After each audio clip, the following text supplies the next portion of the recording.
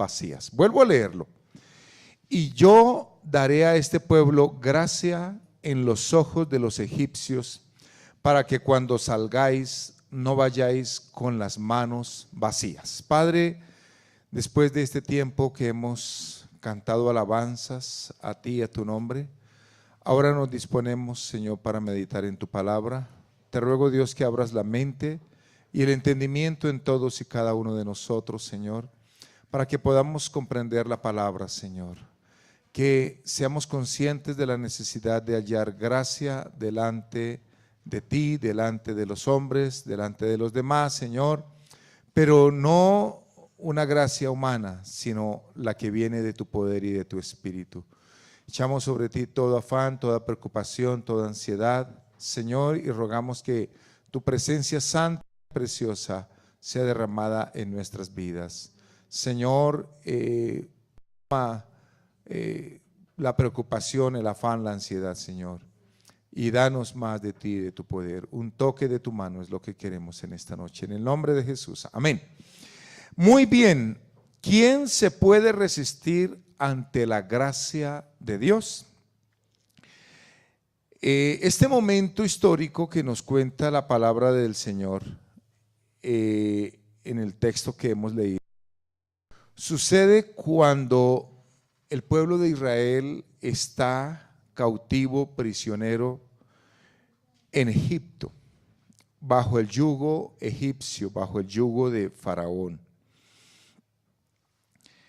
Israel, hacía un periodo de aproximadamente 4 siglos, 400 años, había llegado un grupo de aproximadamente 70 personas.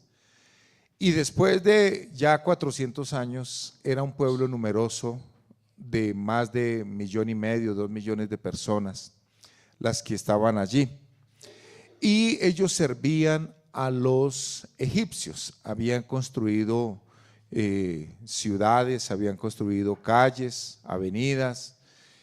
Mucho del desarrollo egipcio se le debía en gran parte al trabajo, a la contribución de los israelitas. Pero puede que los israelitas hubieran olvidado quiénes eran ellos, y es algo que también nos puede suceder a nosotros. Olvidamos quiénes somos. ¿Quién es usted? Le pregunto en esta noche a los que estamos aquí reunidos. ¿Quién es usted? ¿Aló? ¿Quién es usted? Un hijo o una hija de Dios. ¿Cierto que sí o no? Somos hijos de Dios.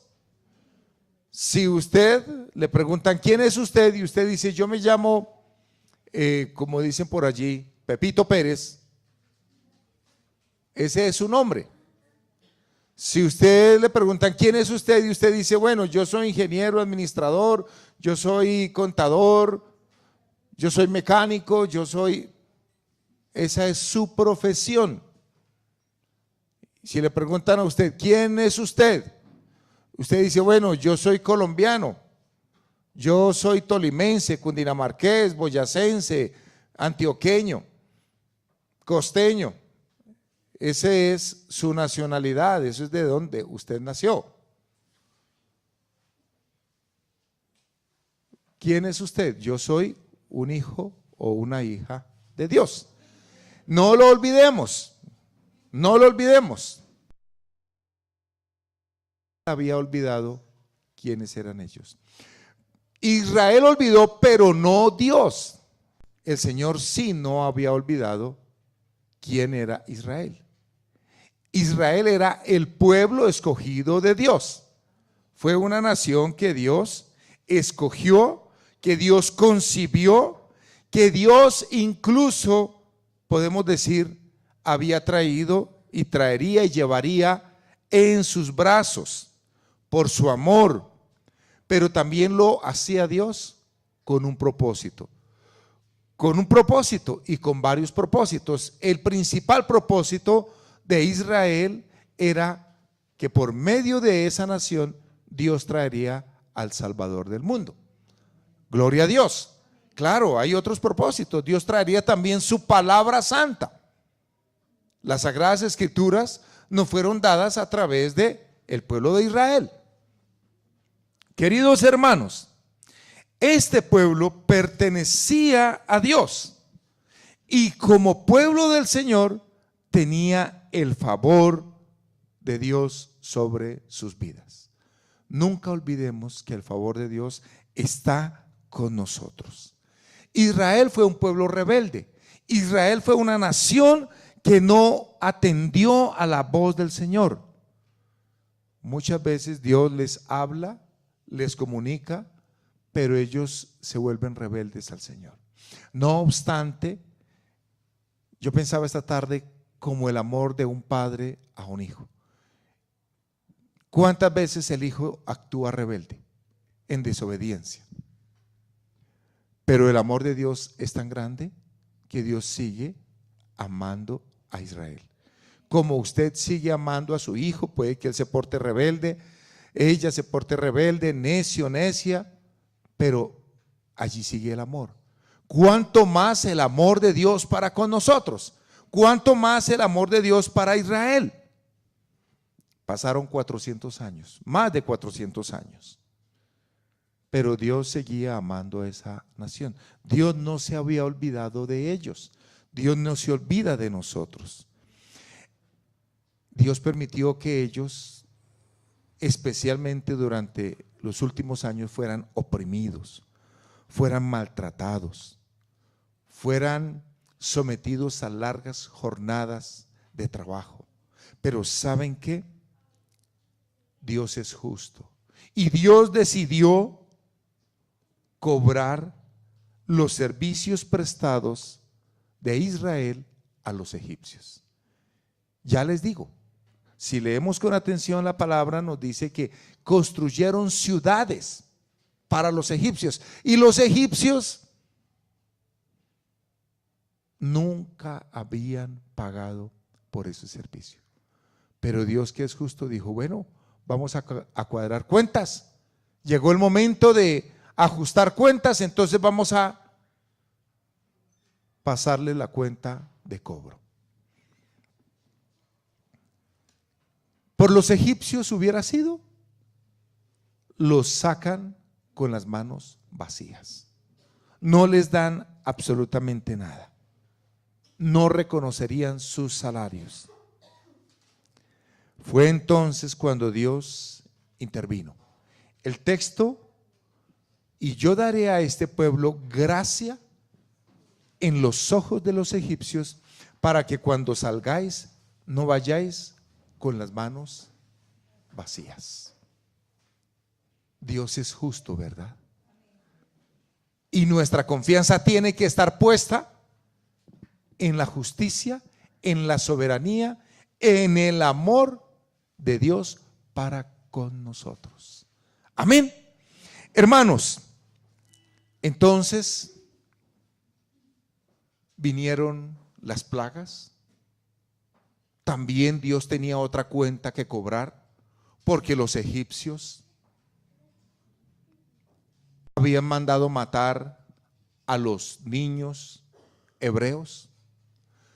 Los egipcios cometían actos abominables. Entonces vienen las 10 plagas, que ya las conocemos, que ya las hemos estudiado, pero falta todavía que Egipto, Faraón y todo ese pueblo le pague a Israel por los servicios prestados. Ya les digo, fueron más de 400 años, 430 años. Y entonces nos vamos a saltar al capítulo 12 del libro de Éxodo, el versículo 35 y 36. Nos saltamos, ya les resumí brevemente la historia, las 10 plagas que vienen. Dios cobrándole cuenta a los egipcios por toda la maldad que ellos hacían, por su inmoralidad, por su paganismo, por su idolatría. Y dice el capítulo 12, el verso 35 y 36: E hicieron los hijos de Israel conforme al mandamiento de Moisés, pidiendo de los egipcios alhajas de plata, de oro y vestidos. Y Jehová dio gracia al pueblo delante de los egipcios y les dieron cuanto pedían. Así despojaron a los egipcios. Mis queridos hermanos, Israel no tuvo que ir y meter su mano en las casas, en las riquezas, en los bienes, en los tesoros de los egipcios. El versículo 35 dice que hicieron conforme Dios les había mandado, diciendo que pidieran alhajas de plata, de oro y vestidos. Yo no sé si usted alguna vez se ha visto en una situación difícil. Yo no sé si usted alguna vez se le ha perdido lo del transporte y le ha tocado pedir dinero en la calle, que alguien le regale dinero. No sé. Pero es una situación muy incómoda. Ir y pedir. Pero lo más duro de todo es cuando la gente le da la espalda, no le da ni 5, lo ignora, la ignora. Más difícil es eso. Ir a pedir no es nada fácil. Pero la gracia de Dios obró que cuando los israelitas fueron donde los egipcios y les pidieron, ellos les dieron de todo, lo mejor. No pidieron dinero, pidieron oro, alhajas, joyas, vestidos. Y entonces es cuando entra a actuar la gracia de Dios. La gracia del Señor no es otra cosa que ese toque de Dios dando gracia, dando un buen concepto, haciendo parecer, dando un toque especial, de tal manera que cuando los israelitas, los hebreos pedían, el corazón de los egipcios se abría y les entregaban todas sus riquezas. Imagínense ustedes, todo lo que ellos pedían, los egipcios lo daban. Eso es lo que nos dice el verso 36. Y les dieron cuanto pedían. Yo me imagino hombres, mujeres, niños diciendo: ay, tan hermoso ese vestido, lo quiere, téngalo de una vez, lléveselo.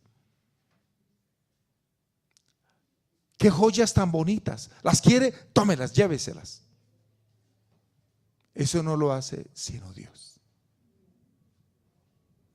Ir uno a pedir 100 pesos, 200 pesos. Va uno allí no al supermercado, porque ya, pero va usted a la tienda allí del barrio, a la panadería, a la cafetería, y usted con pena dice: oiga, me faltan 100 pesos, es que no tengo. Usted prefiere no comprar nada. Va usted y le dice: mire, vecino, es que no tengo sino esto. Qué pena, pero me trae completo. O le dicen: ¿qué va? Eso usted no me va a pagar. Eso se queda así. Uno se siente incómodo, uno se siente muy mal. Pero resulta que ellos empiezan a pedirle a los egipcios, desde Faraón para abajo, y empieza el poder de Dios a actuar en esos corazones. Y ellos desatan una generosidad cual nunca antes había sido vista. Todo lo que ellos estaban pidiendo, lo estaban recibiendo. ¿Qué tenía Israel? Nada. Pobreza, miseria. Dice que los sometían a largas jornadas. Y entonces vivían como esclavos. ¿Qué tiene un esclavo? ¿Qué tiene un obrero, un trabajador, un asalariado? En nuestros días por lo menos su sueldo, pero en aquel entonces eran esclavos, ni siquiera eso les daban. Y si Dios no interviene, ellos salen en absoluta pobreza y miseria.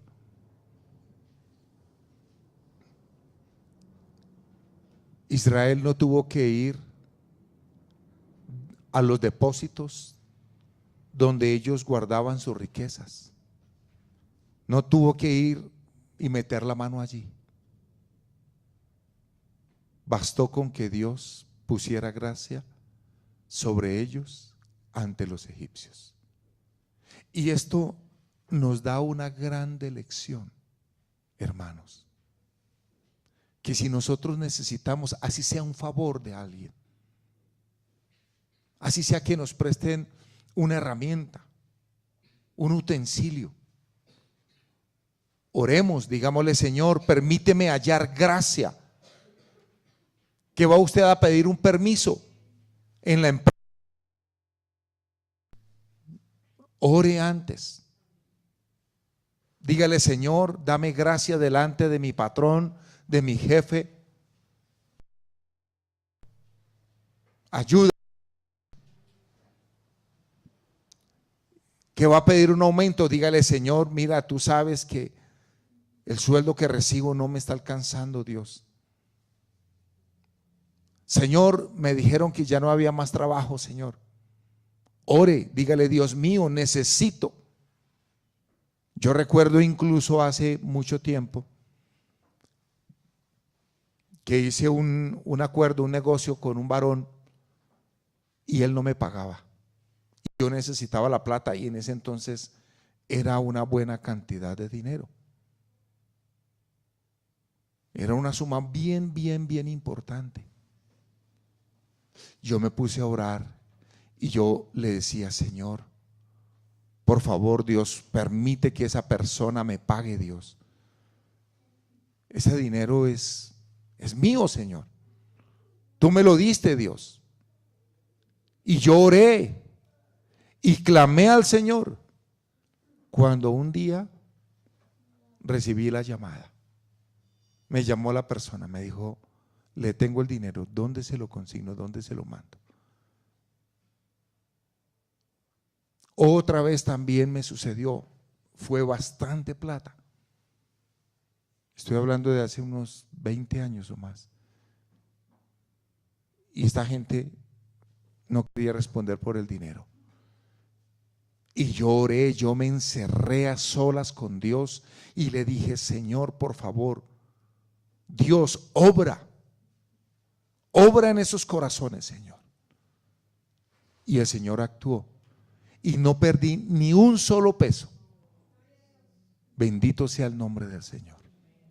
Hermanos, conviene más que Dios nos revista de su gracia, de su poder, de su espíritu, que nosotros irnos con un buen discurso, con un buen traje, con un buen perfume.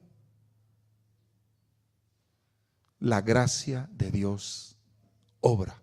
Por eso el título: ¿quién puede resistirse ante la gracia de Dios? Lamentablemente hoy la gente va y se compra el frasquito que le da éxito en el amor, éxito en los negocios, le da suerte para el trabajo. Incluso, triste y lamentablemente, ¿cuántos se ofrecen a sí mismos para no perder el empleo? No, mis queridos hermanos. Que sea Dios quien nos revista con su gracia y su poder. Amén. Es lo que necesitamos. Necesitamos ese toque de Dios, su presencia, su poder, su Santo Espíritu, obrando en nuestras vidas. Amén. Que nos digan, no, mire, ya no hay más oportunidad, no hay más trabajo, no hay más chance para usted. Vaya y ore. Vaya y dígale, Señor, vengo a que me revistas de tu toque, Señor. Que halle yo gracias, Señor. Ya les digo, incluso cuando usted va a pedir un favor, yo he necesitado favores, hasta económicos. Uno ora. Yo oré el otro día y le dije, Señor, yo necesito cubrir esta suma de dinero y yo no tengo, Dios, por favor, ponme en gracia, Dios. Y el Señor obró y no me negaron el favor. Bendito sea Dios. Sí, mis queridos hermanos, Dios hizo que les pagaran todos los años de servicio que ellos estuvieron trabajando para los egipcios. Tampoco hubo necesidad de que Israel dijera, uy, me voy a llevar esto, me voy a llevar aquello. No, ellos pedían y los egipcios les daban. Y les daban, como dice la palabra, que Dios es poderoso para proveernos mucho más abundantemente de lo que pedimos o entendemos. Mire, creamos esa palabra del Señor, que Dios es poderoso para que nosotros recibamos más de lo que pedimos, más de lo que merecemos, más de lo que entendemos. Gloria a Dios. Yo me gozo con esta palabra. Dios es un Dios justo, gloria a Dios. Gloria sea al Señor. Dios es un Dios justo y Él obró no solamente en justicia, sino que ¿saben qué? Con generosidad. Porque la justicia es estrictamente lo que le corresponde, pero la generosidad va más allá. Yo recuerdo ahora que le escuché a un predicador hace muchos años y él decía que a Dios le gusta la ñapa. ¿A quién no le gusta la ñapa? A todos, ¿cierto? Vamos a comprar 2,000 pesos de pan y decimos, ¿y la ñapa? ¿Cierto? Y bueno, ¿y cuál es el encime? Hermanos, Dios obra con generosidad. Él provee mucho más abundantemente de lo que pedimos o entendemos. Es mejor orar y esperar en el Señor que actuar por nosotros mismos. Tampoco vaya usted a cometer el error de rebelarse. No vaya usted a cometer el error de decir, no me dieron. Entonces pues se va con ese corazón duro, rebelde. No. El otro día un hermano estuvo trabajando en un colegio. Le pagaron el primero, el segundo mes, después ya no le pagaron. A los 6 meses le dieron otra quincena. Y entonces él me contó y él me dijo, no, hermano, imagínese que prácticamente todo el año de profesor y no me pagaron. Y yo le dije, no dé por perdida esa práctica. Órele al Señor, pídale a Dios, ruéguele a Dios y clame a Dios. Que su corazón no se vaya a llenar de amargura, de rebeldía. No, órele al Señor. Cuando llegó un día y me contó, me dijo, hermano, me pagaron. Gloria a Dios. Es mejor eso que uno hacer justicia por su propia mano, que uno rebelarse, que uno llenarse de resentimiento. Hermanos, se nos ha olvidado que Dios nos ama.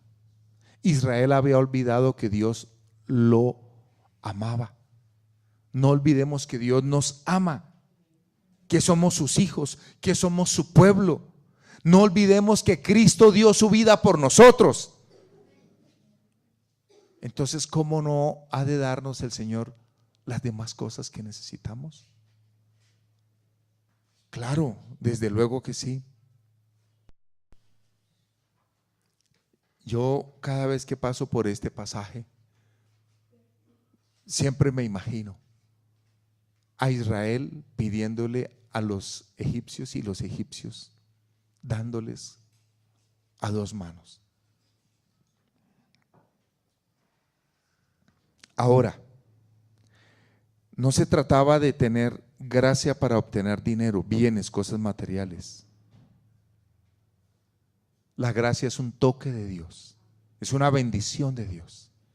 Es algo que nos permite, como diríamos en nuestro argot popular, caerle bien a los demás. ¿Sí? Que los demás se sientan contentos, complacidos, nosotros.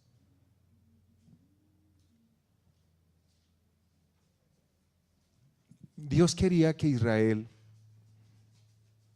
con todo ese oro que ellos habían recibido, pudieran contribuir para la construcción del tabernáculo, porque recordemos que el tabernáculo, muchas piezas eran en oro, otras recubiertas de oro.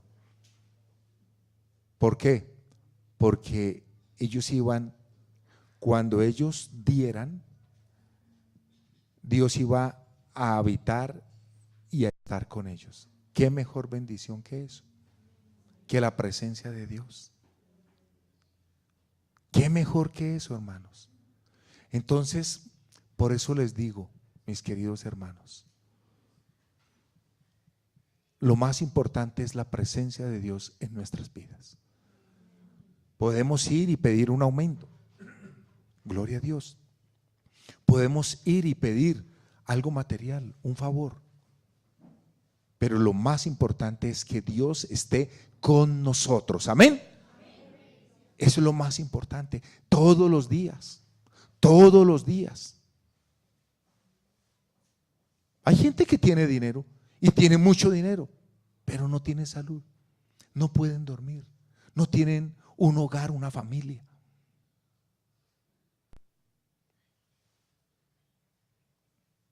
Hermanos, y algo todavía mucho más importante y mucho más valioso, nuestra salvación. Amén. Que todos tengamos. Hay gente que va a una iglesia cristiana buscando salud. Hay gente que va a una iglesia cristiana buscando un trabajo, buscando que su hogar se rehaga. Pero lo más importante es nuestra salvación.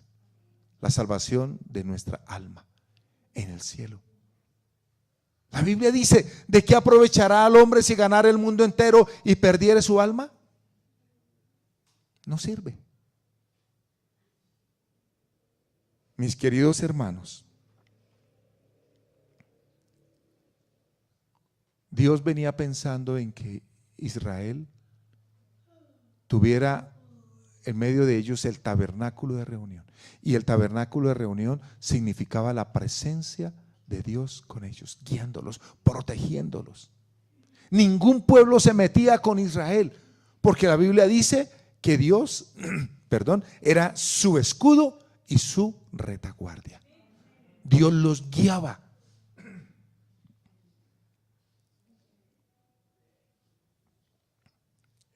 Esta semana y la semana pasada, perdón, salí allí a hacer ejercicio, aquí a la biblioteca, y vi 3 accidentes de ciclistas. Vi 3 accidentes. En 2 oportunidades estuve a punto de estrellarme con personas que hicieron alguna pirueta peligrosa. Uno de ellos fue un policía. Cuando yo llegué a la casa le conté. El policía iba en su bicicleta, de esos que ayudan a cuidar, a custodiar, y de un momento a otro se pegó una atravesada espantosa. Por la gracia y la misericordia de Dios, no resulté en el piso. A un muchacho que se maniobró bruscamente, cayó al piso, vino una ambulancia, esa ambulancia no le pudo prestar servicio, tocó llamar a otra, se lo llevaron en camilla. Otro, lo vi todo raspado, el hombro, la cintura, los brazos, y yo decía: Señor, gracias. Gracias, Dios, porque he visto tu mano protegiéndome, Señor. Entonces, hermanos, la importancia, gracias, de la gracia de Dios con nosotros. Amén. La gracia de Dios. Incluso, hermanos, es que yo les digo, a mí me gusta, y ya voy a terminar, a mí me gusta cocinar, pero algo que yo no me atrevía a cocinar era hacer arroz. El arroz ese blanco tan fácil y tan sencillo. Y un día teníamos para el desayuno de los miércoles allí en el bar de Alex arroz, y preciso ese día no pudo venir, una de las hermanas que nos ayudan no pudo venir, la otra pues se le presentó también una emergencia y no pudo llegar temprano, y yo estaba solo y yo decía: Dios mío, ¿y yo cómo hago este arroz, Señor? Y a mí me da miedo que quede muy pasado de agua, queda una masa, o queda muy seco, queda crudo. Y yo dije: Señor, yo esto no lo he hecho, pero lo voy a hacer en tu nombre. Y oré, yo ya había orado, pero en ese momento volví, oré y le dije: Señor, por favor, Dios, y dale tu toque, Señor, tu bendición. Pues ese día ese arroz quedó muy delicioso, muy rico, gracias a Dios. Y yo no hacía sino darle la gloria a Dios. Hermanos queridos, en todo lo que hagamos, la Biblia dice: reconócelo en todos tus caminos y Él enderezará tus veredas. ¿Qué tal si oramos y le decimos: Señor, yo quiero tu gracia? Póngase de pie un momentico, ya terminé. Señor, estoy aquí delante de ti. Quiero tu gracia, Señor. Aún ahora, estos días que el transporte público se ha vuelto tan peligroso, Señor, danos tu gracia, Señor. Guárdanos y líbranos del mal, Dios. Padre maravilloso, necesitamos tu gracia en cada cosa que hagamos, Señor.